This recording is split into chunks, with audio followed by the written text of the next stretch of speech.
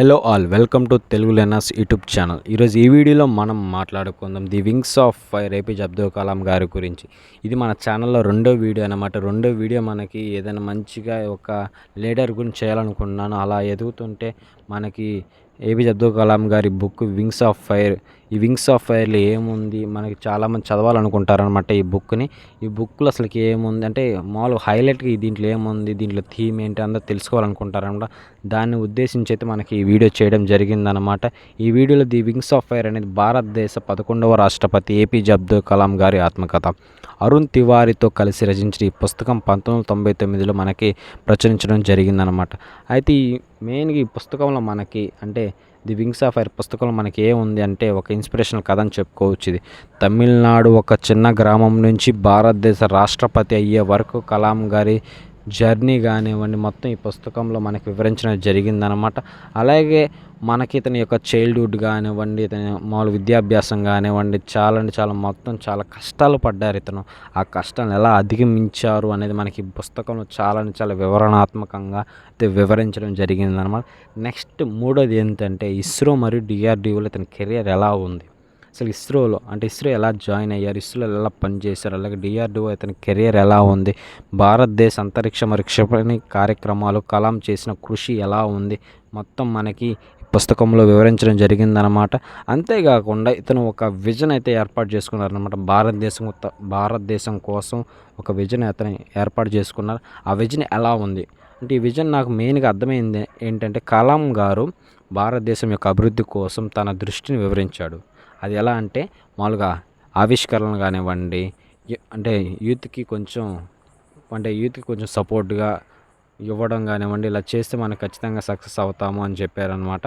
అంతేకాకుండా ఇతని యొక్క నాయకత్వం కానివ్వండి, ఇతని లీడర్షిప్, అంతేకాకుండా ఇతని ఫిలాసఫీ ఎలా ఉంటుందంటే ఒక్క విషయం చెప్పాలంటే ఇతని నాయకత్వ అనుభవాలను జట్టు కృషి ఉండాలన్నారనమాట. అది పట్టుదల ఉంటే ఏదైనా సాధించగలరు అనే ఒక ఫిలాసఫీ ఇతను మనకి చూపించడం జరిగిందనమాట. అయితే ఈ పుస్తకంలో మనకి ఒక థీమ్ అయితే ఉందన్నమాట. ఒక 4 అయితే మీకు వివరిస్తాను ఖచ్చితంగా. ఈ 4 ఏంటంటే 1 ప్రతికూలతను అధిగమించడం, 2 విద్య యొక్క శక్తి, 3 కృషి యొక్క మరియు సంకల్పం ఉంటే ఏదైనా సాధించగలమనే ఒక విజన్ ఉండడం, అంతేకాకుండా లాస్ట్ అండ్ ఫైనల్ వన్ మన దేశం కోసం అంతేగాని ఒక జాతీయవాదం ఉండడం అనేది మనకి ఇతని పుస్తకంలో అయితే మనకు కనిపించడం జరుగుద్ది అనమాట.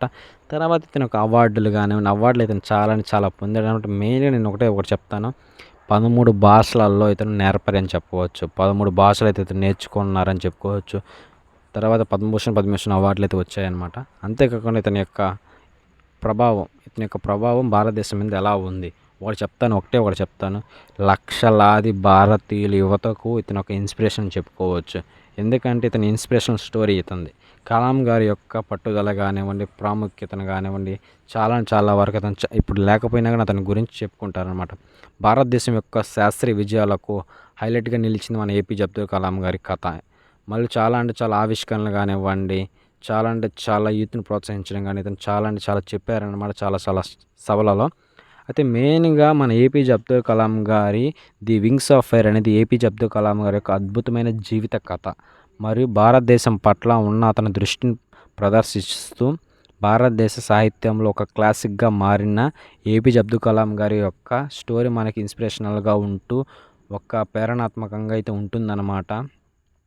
అంతేగాని ఏపీజే అబ్దుల్ కలాం గారిలో నాకు నచ్చేది ఒకటండి, చిన్న పిల్లలను చాలా ప్రోత్సహిస్తూ ఉంటారనమాట. అతను ఏ సభలకు వెళ్ళిన యాజ్ ఏ ప్రెసిడెంట్గా చాలా సభలకు వెళ్ళినప్పుడు పిల్లల చేత చాలా క్వశ్చన్స్ అడిగించుకొని దానికి సమాధానం అయితే ఇన్స్పిరేషనల్గా చెప్తారనమాట. ఏపీజే అబ్దుల్ కలాం గారు మనకి షిల్లాంగా సంథింగ్ అరుణాచల్ ప్రదేశ్కి వెళ్ళి అక్కడ సభలను అతను కుప్పకూలిపోవడం చాలా బాధ కలిగించింది అనమాట నాకైతే. ఎందుకంటే ఒక మంచి ఇన్స్పిరేషన్ లీడర్ని అయితే మనం అయితే కోల్పోయాము ఆ రోజు. యాజ్ ఏ ప్రెసిడెంట్గా అయితే తను చాలా డిఆర్డిఓ కానివ్వండి, ఇస్రోకి చాలా గొప్ప పనులు చేశాడు. అయితే ఇంతవరకు ఈ వీడియో ఉందన్నమాట. ఈ వీడియో మీకు ఎలా నచ్చితే మాత్రం లైక్ చేయండి, షేర్ చేయండి, కామెంట్ చేయండి, మర్చిపోకుండా సబ్స్క్రైబ్ చేసుకోండి. ఏదన్నా నచ్చకపోతే ఖచ్చితంగా ఫీడ్బ్యాక్ కామెంట్ రూపంలో చెప్పండి.